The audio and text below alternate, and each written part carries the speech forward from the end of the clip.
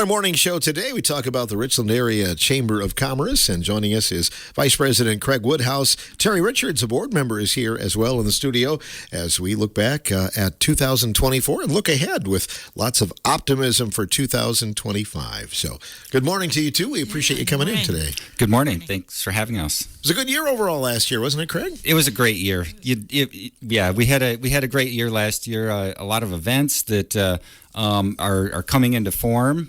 Some great attendance. At some of the major events. The big ones for us that stand out are the wine walks in the fall and the spring, and then Taste of the Hills is really our celebratory event in June. And the Father's Day weekend. So that's put that on your calendars now for the Taste of the Hills. We're planning that, but that was a great event. We had just a lot of participation. I think 400 or 500 people. Some great music. Dan Lapine, who's kind of up and coming, and I've been talking to him, Phil. So maybe he'll come in someday for a morning show. But he has a couple of new songs out too, so he's moving and grooving. He is. He's moving up. He had a good Summerfest stage this past summer, right after he played here. So we're excited about him. And if you like 90s country, and he's got just that deep, baritone, just a real country music voice. So anyways, we were happy to bring him over here last year. But, in all, we're proud. We've got a number written down here, and the number is 5,000. It's a little bit of an estimate, but through those major events last year, we had over 5,000 participants attend. We'll talk about some of the other ones as well, but we're really proud of that. The community likes to come out for those events.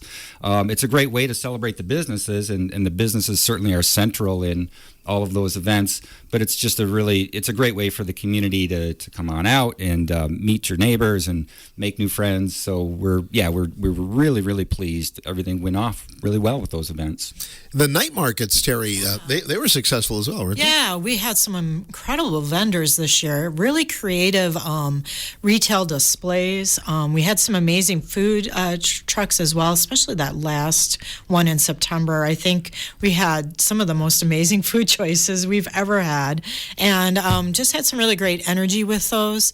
We have the music, we have the food, we have the shopping, and it's just a beautiful evening atmosphere that that was how we envisioned it at the beginning when we designed it and decided to do that project, and it really seems to have come to fruition. How often do you plan to have those in 2025 then? We'll probably do another one July, August, and September. Maybe one in June, but we do Taste of the Hills in June, so we kind of call that our night market for June. But yeah, July, August, September for sure. For me, being a lifer, those kind of events it's a little bit of a throwback, as you mentioned, Craig, where the community comes in and the businesses, and it's on a Friday night as well. Yeah, we hear a lot. People like to reminisce about Friday nights downtown in Richland Center in years past, and as we know, things have changed. Just the economics and dynamics of the community have changed, but we chose Friday to kind of pay homage to those Friday nights that people talk about when it was really busy downtown. And the events are held at the depot. It's where the tourism office is as well. So we're meeting actually next week to talk about that and see if we want to stay with that plan or look at a new location or something. So we'll determine some of those things next week. January is kind of our month for planning for the upcoming year, and it's just a lot of fun just to sit back and relax. And there's no admission fee. The music is free. You can just come and listen and visit and hang out. You can bring your wallet and have a meal and enjoy the music and do a little shopping and support some local entrepreneurs. How far ahead do you book the music guests? Do you plan those out for the summer?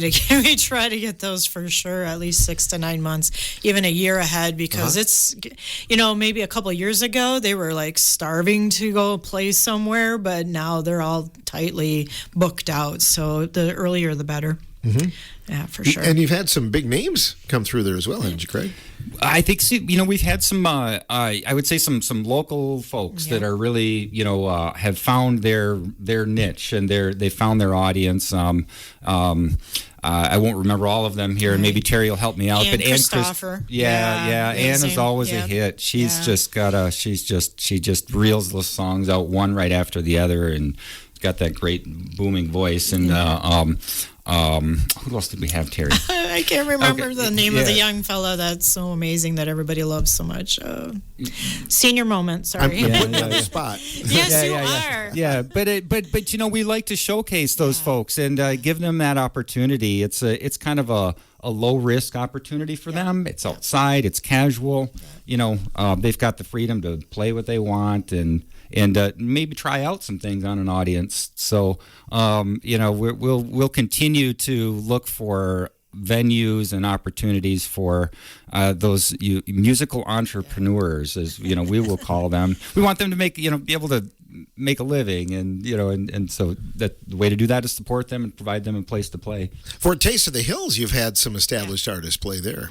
Yeah, we've had some really fun ones. I was really excited about Dan Lepine last summer.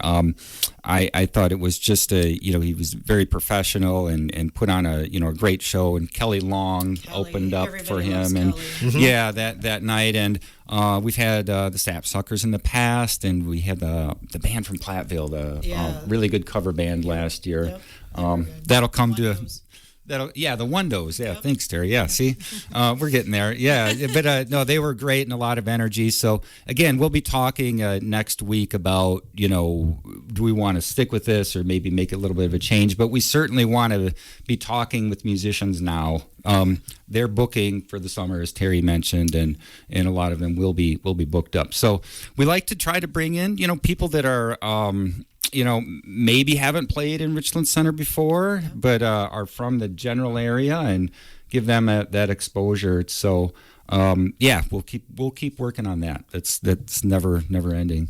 One of the biggest attended events, I think, Terry, if I'm not mistaken, was the Hispanic Heritage Day. Yeah, wasn't it? It's a really great event. We had over 1,000 people that came to that event. So, and it's just a weekend of activity that I'm sure provides an economic boost for our community as well, and tourism dollars spent. But it's just a very active weekend with the soccer and everything that they do. So, and that's a soccer tournament, atmosphere, right? Isn't it? It is. It's actually kind of a semi-professional thing. They it's a league that's out of Janesville, Beloit, and then kind of Dubuque. Those towns, and these are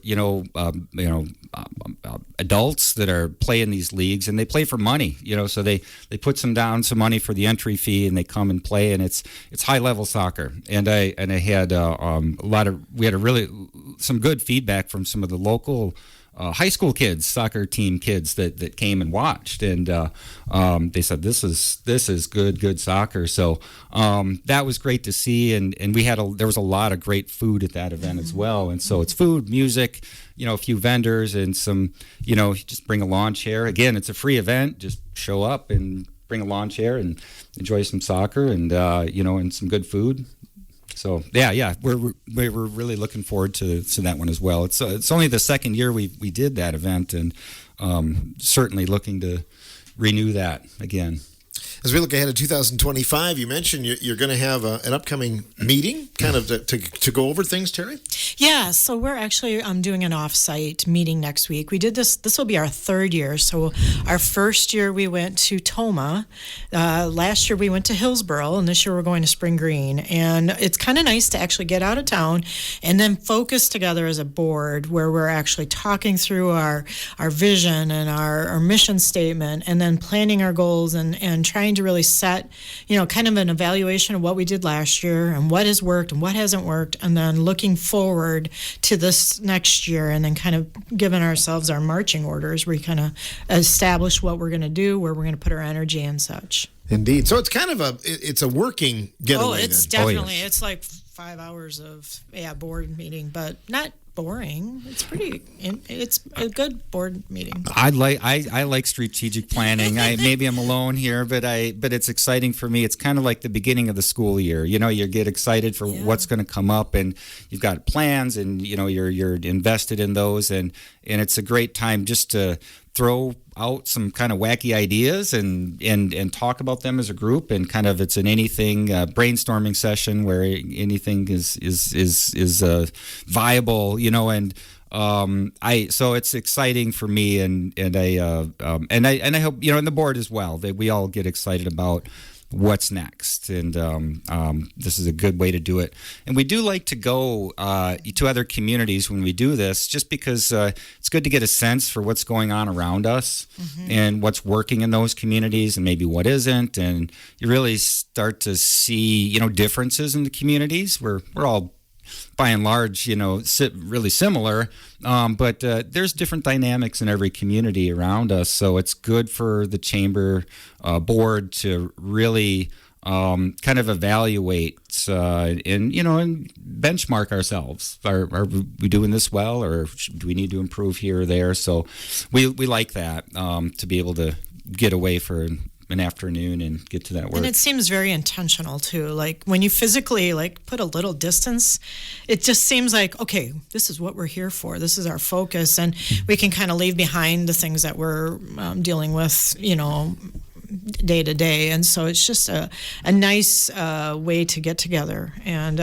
we look forward to it every year. Rejuvenate then. Rejuvenate. Rejuvenate. Yes, that's awesome. Yes, that's yes. awesome. So you both are business owners, and out in the public. So what's the most common thing somebody comes up to you and says, Craig, why can't we do this, or why can't we do that? Wow. Yeah, that's a great question, Phil, and that's certainly one that we're going to be talking about next week. I think that there's there's some of the things that are kind of always the same. There's some things that we want more of, in terms of retail, and that's mostly what we focus on, in service as well. We've got some great assets here that do get forgotten, but how can we enhance those and make those even better? So some of the things that I hear, are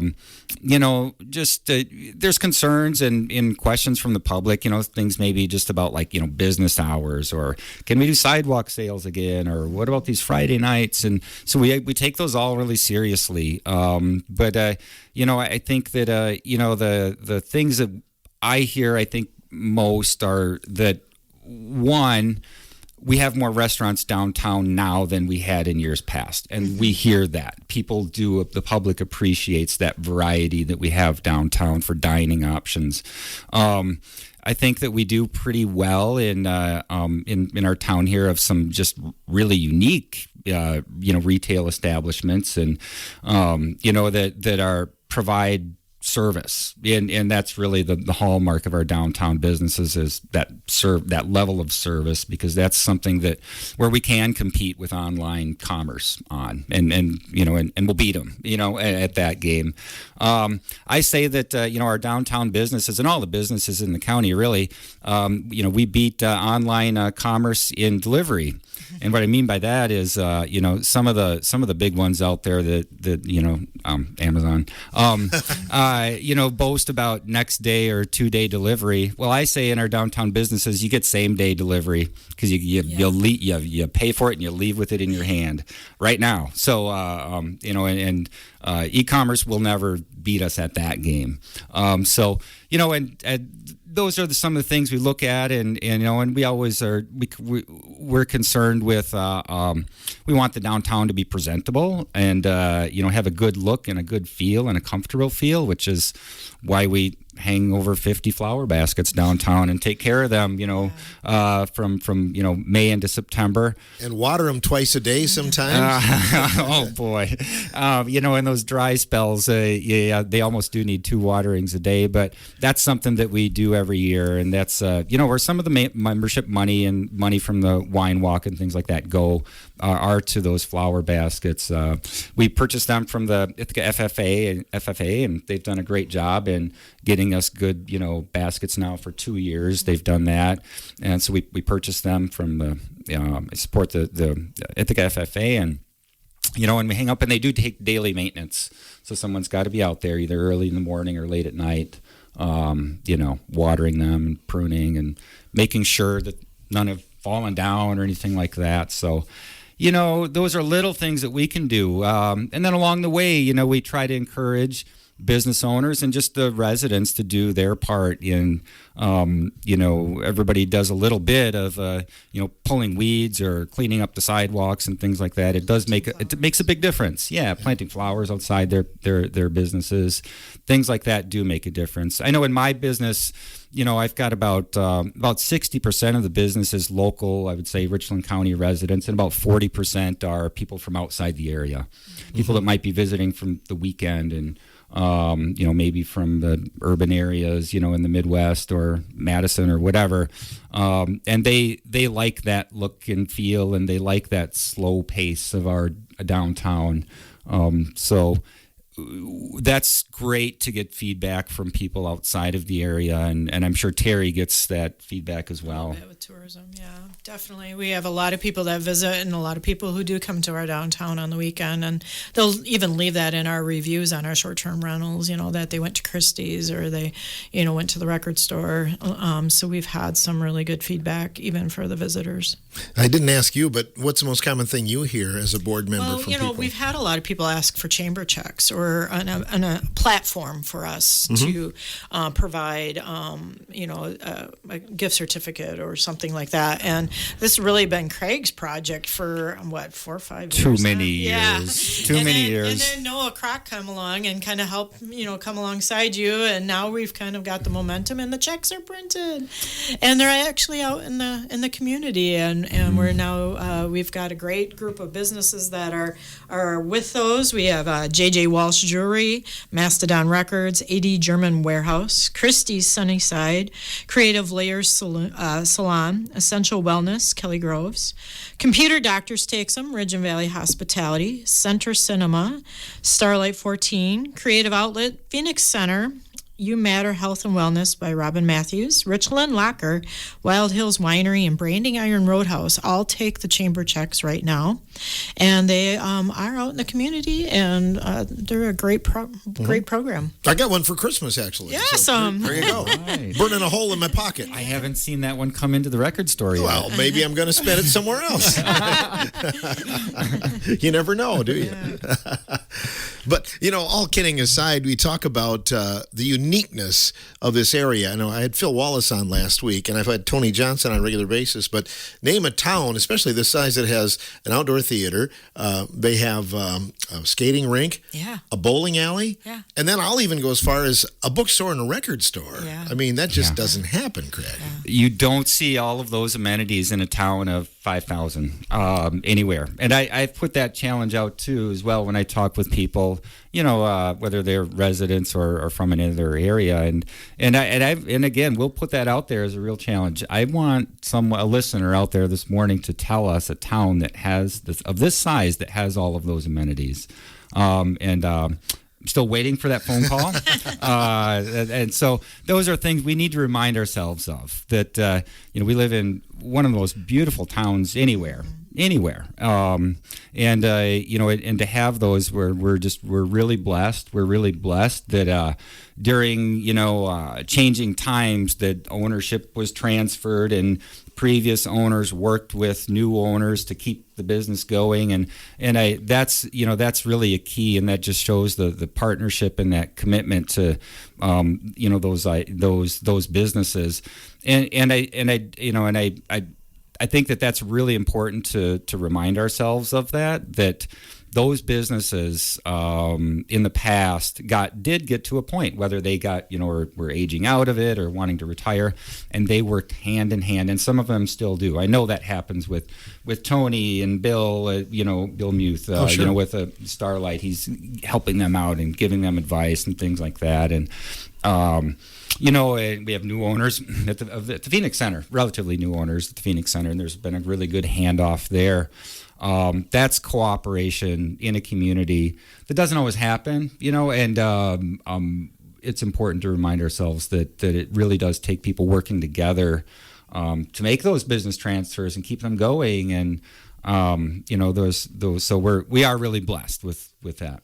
And Terry, I know your business, it's basically all out of town when you look at it, Well, actually, though, we do have a lot of family. So family that's moved out and people who are visiting. So like over the holidays, we actually had a lot of, community members who have moved on to other places coming back to celebrate with their families, staying in our cabins as well. So, and we've had a few funerals along the way or weddings where people have come and stayed in our cabins. And so actually in the last year, we've noticed that we have a lot of people kind of coming back and staying at our place. So oh, that's awesome. But I know you do a great job of cross-promoting and telling people what we have to offer in the business community, don't you? Exactly. Yeah.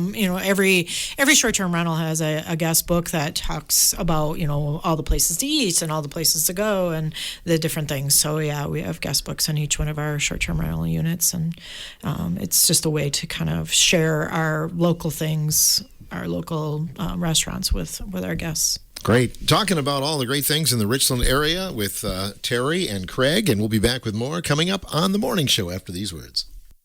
Family Prescription Center, where your family always comes first. This is Lynette from the Prescription Center. We want to thank all of our longtime friends who have put their trust in us to manage their family's health. We want to thank our increasing number of new friends who have learned just how special we treat our friends. We do realize you can go anywhere or use mail order. We want you to choose us every day. We know copays are the same for any pharmacy in town. However, we feel we provide a superior value for your dollars. If you find our prices higher, we will match prices for all medications. We check to see if any of your prescriptions have dollar off coupons from the manufacturer. These coupons actually put money back in your pocket. If your current pharmacy does not do this, give us a call. We know your time is valuable. When you call ahead, your prescriptions are ready when you stop. I guarantee you will never wait in our drive-thru. Okay, we do not have a drive-thru. The Family Prescription Center, where you and your family always come first. Drivers who switch and save with Progressive could save hundreds. With that kind of money, you could go big time and switch to the expensive shampoo with amino acids. Sure, you don't know what those are or why you need them, but it sounds very impressive. And if you switch and save hundreds, you can massage it into your scalp every day. Now, if only you can get people to lean toward your head to smell those aminos. Switch to Progressive and you could save big time. For shampoo, Progressive Casualty Insurance Company and affiliates, not available in all states. Potential savings will vary. Hey, it's me time at Chula Vista. Time for you to pamper yourself. Wisconsin's most complete resort experience has everything you want. Fine-tuned for 70 years by 4 generations of the Kaminsky family. Chula Vista can be easygoing with colorful scenic river walks, 18 holes of classic golf, a relaxing spa. Or you can go all out in 80,000 square feet of indoor water park. Ziplining through canyon views in Chula's Aerial Adventure Park. And dining comes any way you like it. From pizza to Wisconsin's #1 ranked steakhouse. More than 600 guest rooms to choose from with $10 million in updates. Chula Vista, everything you've been wanting, all right here on site. Check it out at chulavistaresort.com. Miles and miles of freshly groomed cross-country and hiking trails. Ski, sled, snowshoe. Warm up at our indoor water park. chulavistaresort.com. If you're looking for that perfect gift or something special to brighten up your home, look no further than TriStar Gifts and More. Located at 1651 U.S. Highway 14 East next to Dunkin' Donuts in Richland Center. They offer a friendly atmosphere filled with adorable, funny, and unique items. From beautiful candles to stunning metal art, TriStar Gifts has something for everyone. Visit them today or call 383-1280 for more information. TriStar Gifts and More, your one-stop shop for home decor and gifts for any occasion. Pests are trying to turn parts of the corn belt into the corn rootworm belt. But DeKalb brand says, not on our watch. Crush corn rootworm with DeKalb brand Smart Stacks Pro with RNAi technology. It's the outstanding yield potential of DeKalb corn with advanced protection against corn rootworm. When pest pressure is highest, hit back your hardest. Talk to your DeKalb representative. Never settle. Read and follow pesticide label directions, grain marketing, and other stewardship practices. For more than 50 years, farmers have tuned in to listen to Brownfield market news on their local radio stations. Today, Brownfield's in-depth market information is available on multiple platforms. Viewers can sign up for Brownfield's weekly commodity market update e-newsletter delivered on Tuesday afternoons. Visit previous programs or submit questions for the next show by visiting Weekly Commodity Market Update at brownfieldagnews.com.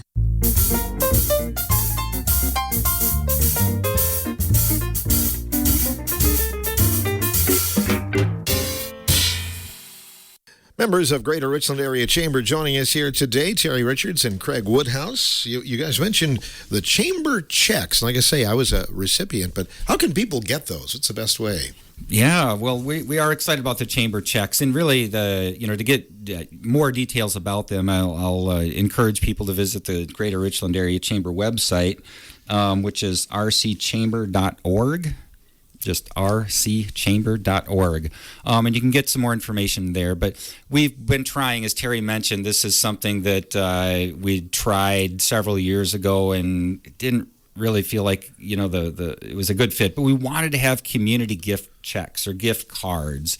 So we looked into gift card programs, and this would be something that you can purchase for someone else for a gift or for yourself, and then you could take it to certain businesses and use it essentially like cash. So it's basically a gift certificate, but it's good at several of the businesses, members, chamber members that are businesses, and there's a couple more that we forgot to mention. Los Amigos, La Frutinga, and Little Corner accept these as well.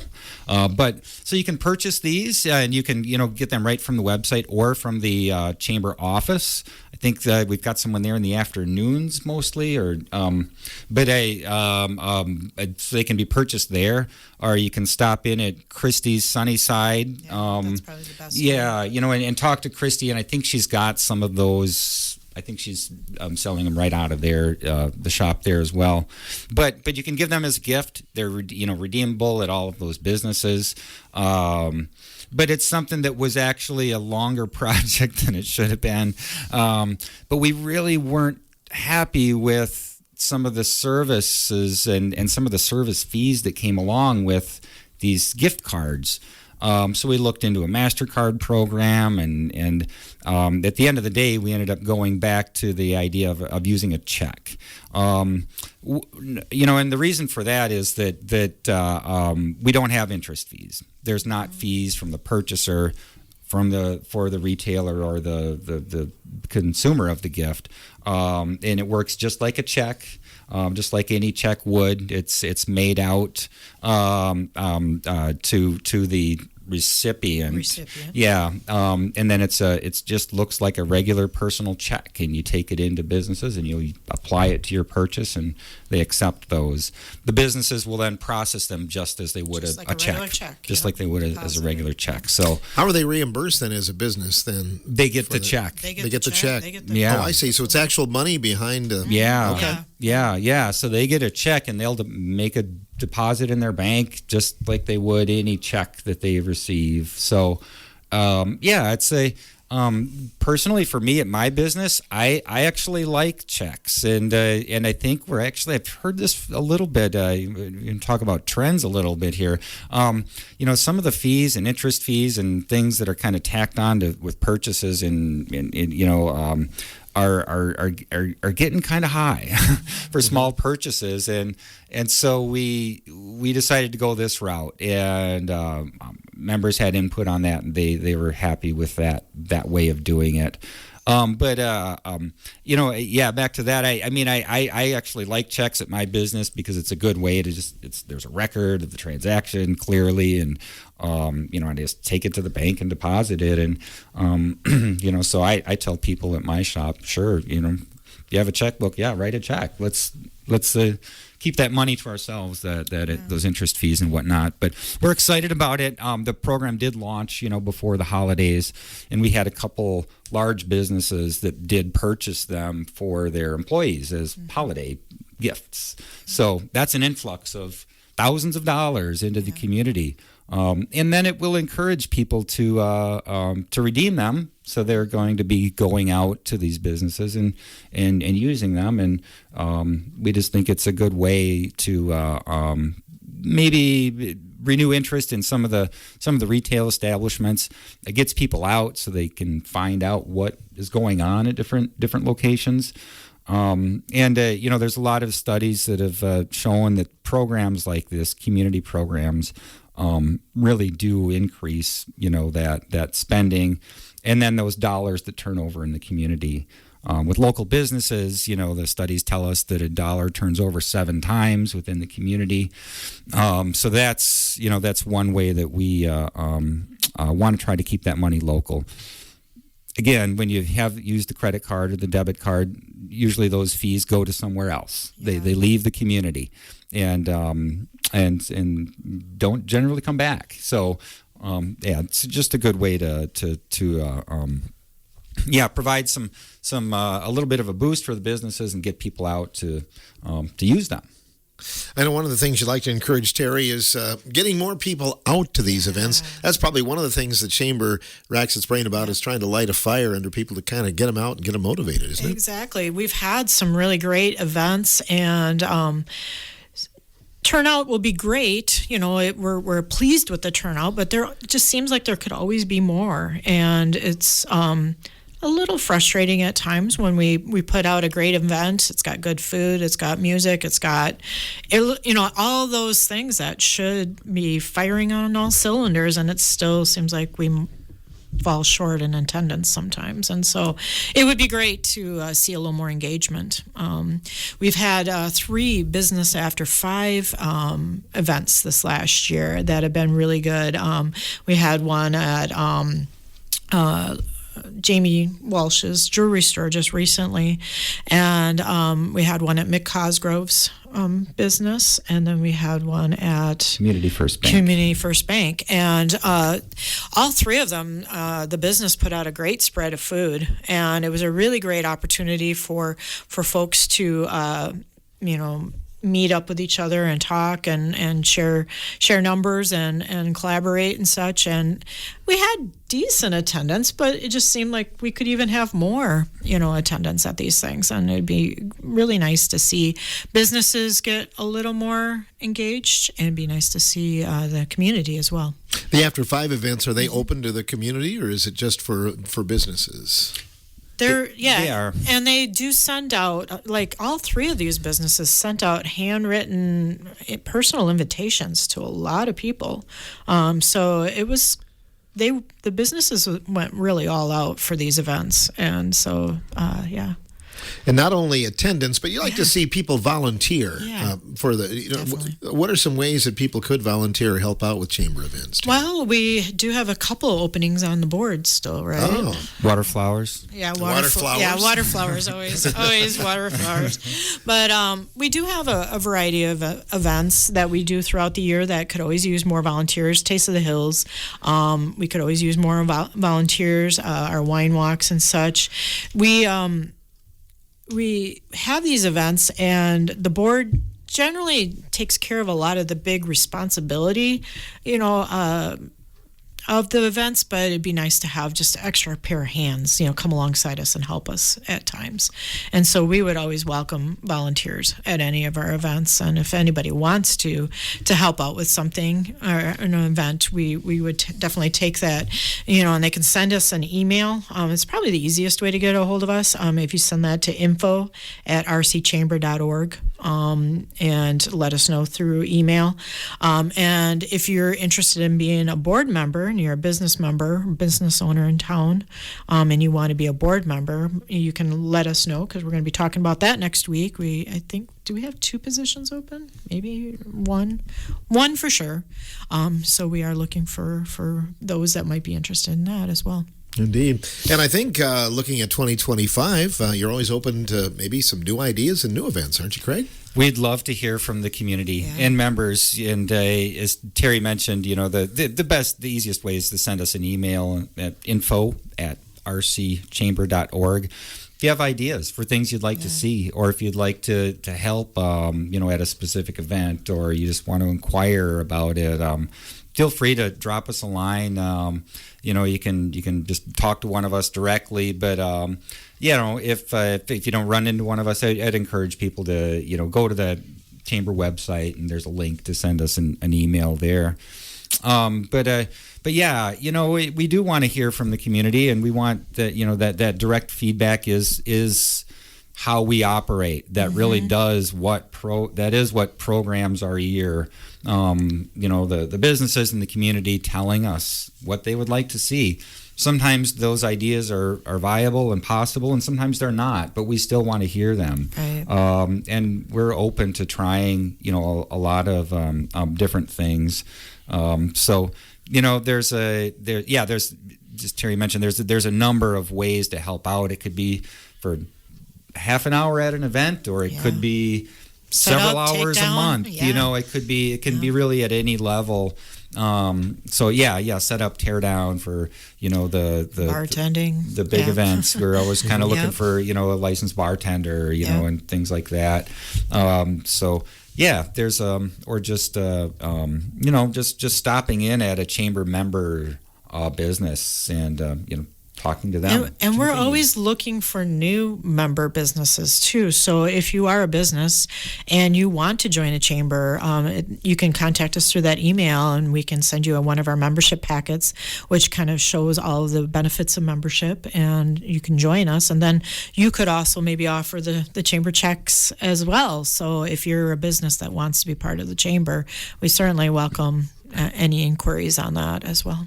Your wine walks have gone extremely well, haven't they? They have. Yeah, they have. We've had good attendance at the wine walks. It's people from here and people outside of the area as well. And we always, that's a night that's where we get to kind of celebrate the downtown area. And it's interesting. Some of the things we hear at times are that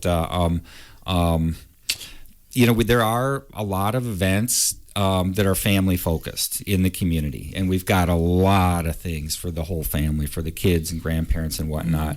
We actually have gotten feedback that said, "Well, what about the adults?" And by that I mean just something that is catered more, for adults to have their night out with their friends and and get to do what they want to.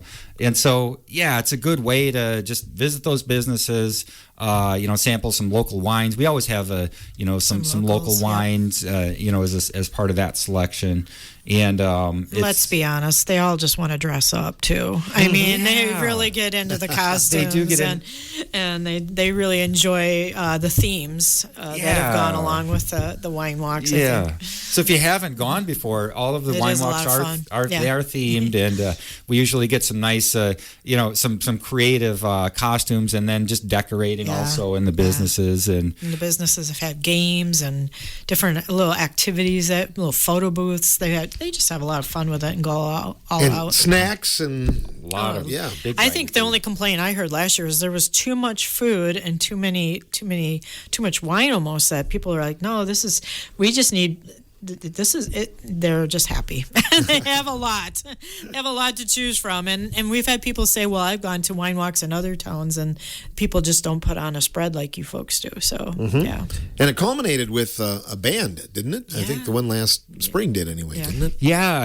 In the spring, we had a little bit of a street dance at the end. We had a local band, Bald. Some of our listeners here are familiar with them, but they played, and we had a street event at the end, and then in the fall we moved that post wine walk music inside, and it was at the Phoenix Center, and so that was there was a good turnout for that. So again, it's just a different way to present things and a different way to get people out and socializing, and that fall wine walk is I think because of Center Color Fest. It's a big weekend. It's a big weekend. It's part of Center Color Fest, and so again, it's a celebratory weekend, and that's kind of one of the key events. As a small business owner, too, I think one of the biggest challenges is when you're open. I think a lot of times people, it's a different society than it used to be. And, people who are working during the day or they work at night or whatever the case. And as a small business owner, I know you have an advantage because you kind of run your business. I know Daniel does as well. But when you're hiring people, that's a big challenge for a small business, isn't it? It is a big challenge to figure that out in retail. Oh boy, because it can swing. There are patterns. I've had my retail business for a couple of years now, and there's things that I think are trends, and then I realize afterwards, no, that was just a seasonal trend, and then it will change again. So one of the things that I tried in my business is that about a year and a half ago, I decided to be open on Sundays. Heck or high water, we're going to be open on Sundays. And there were days where I had nobody come through the door. But I just, decided to stick with it. And then said, I've got to get that out there. And one of the reasons I decided to open on Sundays was because of all of the businesses that were not open on Sundays. And of course I would prefer, more businesses be open on Sunday afternoons, but I thought I know there are people that are coming through that don't have a place to go and they want to stop, and just spend a little time. Maybe it's on their way out of town or just they just want to do, something on a Sunday afternoon. So for me at the record store, it's turned out to be a pretty good day now. It's established. People know that I'm open on Sunday. It's 10:30 to 2 o'clock, usually earlier and usually later than that, but usually end up staying later. But those are hours that I know when my customers that want it's a quieter time, of course, and they'll come into the shop and and hang out, and then people will also drive by and see that we're open, and they'll come in and maybe buy a book, or they'll from Okuch Books and Libations, or they just like that it's a unique place, it's a unique thing, and it's something to do on a Sunday, especially in the winter.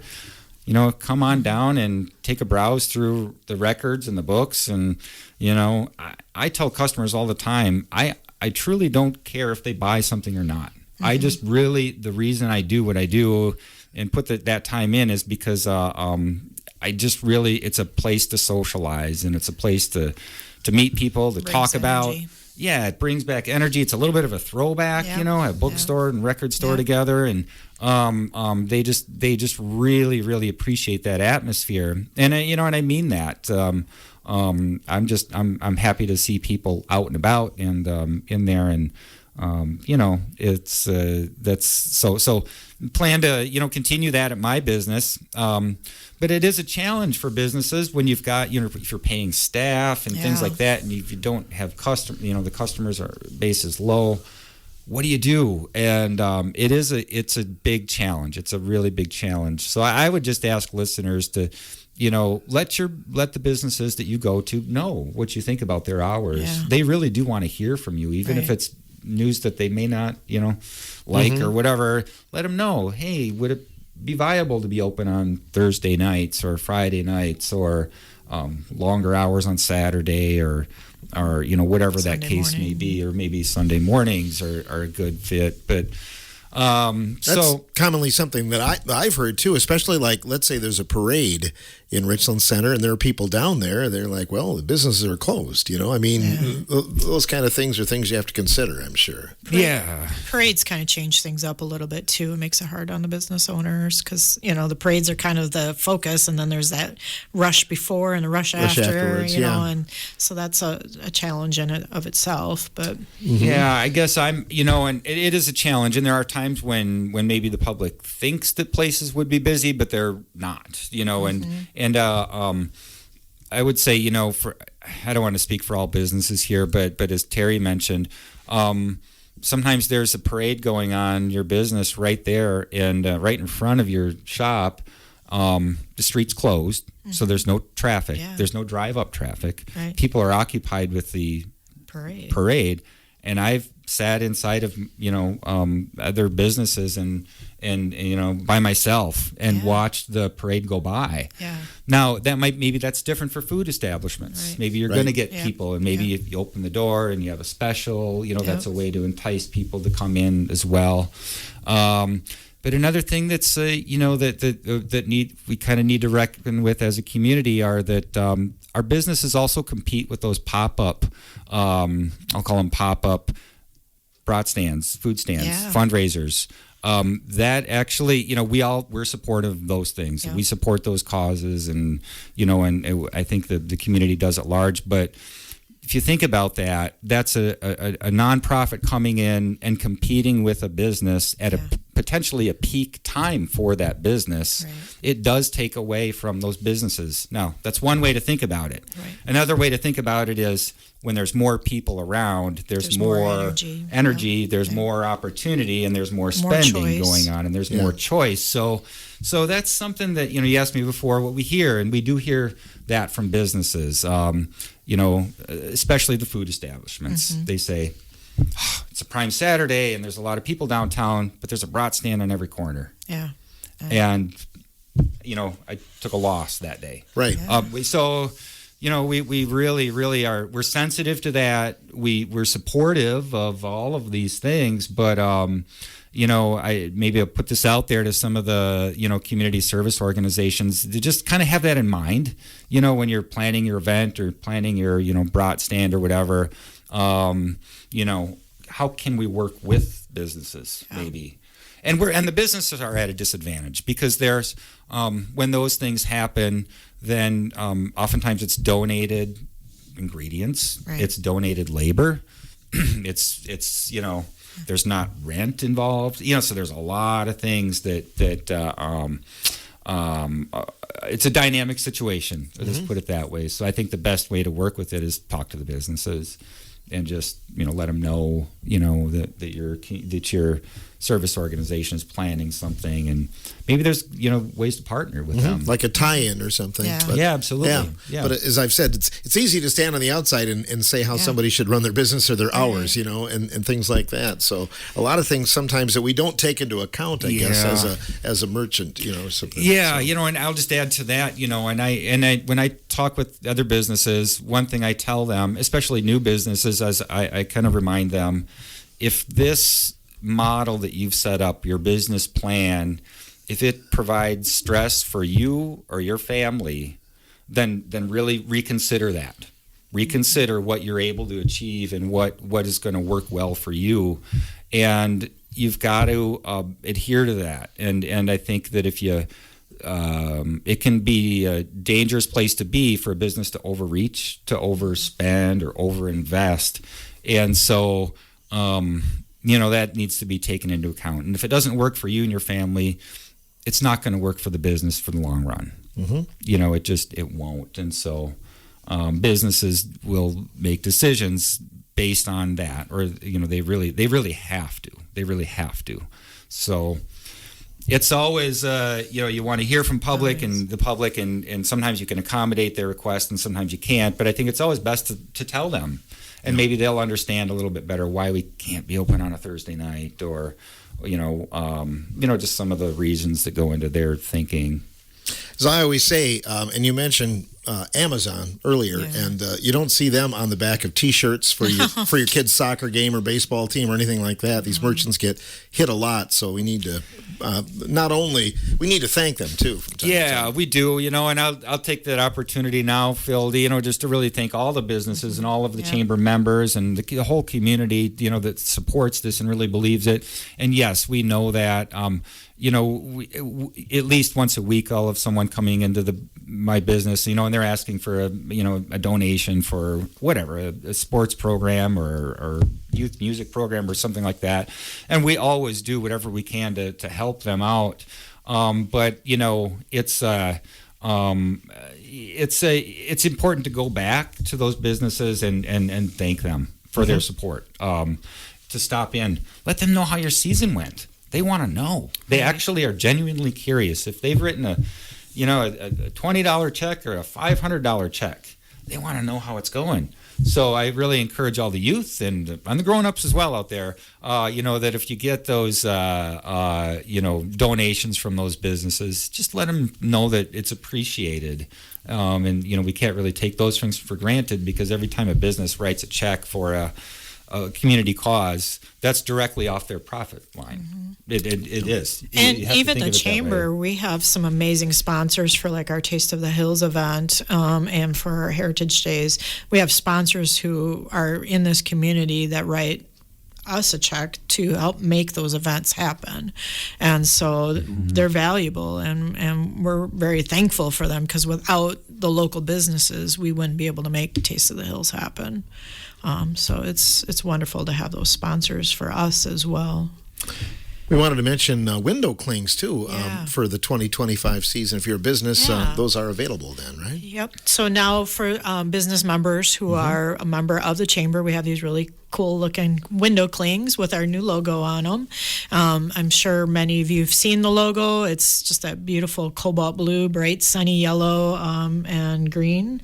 And we've been putting that on all of our marketing materials, and on now on our window cling, and on our, we have for our member businesses that are carrying the checks. We also have a little desk thing that they can put on their desk or on their counter, showing that they accept the checks. So we've tried to kind of bring the marketing piece all together as well, for the chamber. So we look forward to a successful 2025 year. Anything either of you'd like to add this morning? I'll just, once again, I really want to share our appreciation for the, the chamber members. There's a long list of those members. We are here to serve all businesses. We absolutely are. But we are a member organization, and we put priority on those that are members. And, there's a number, we're always looking ways that we can help them. So, again, I'll just ask people to reach out to us, share your thoughts and ideas, and I'd encourage you to go to rcchamber.org. There's a link to send us an email, and from there, and just let us know, what your thoughts and if you have ideas, or if you want to get involved, or you think that there's some things that we could do. Please do let us know. That's how we program the year. So Good. Thank you. Thank you. You bet. We'll have you on for future shows and kind of highlight some more businesses this year. We look forward to that. So thanks a lot. Craig Woodhouse and Teri Richards joining us from Greater Richland Area Chamber on today's morning show.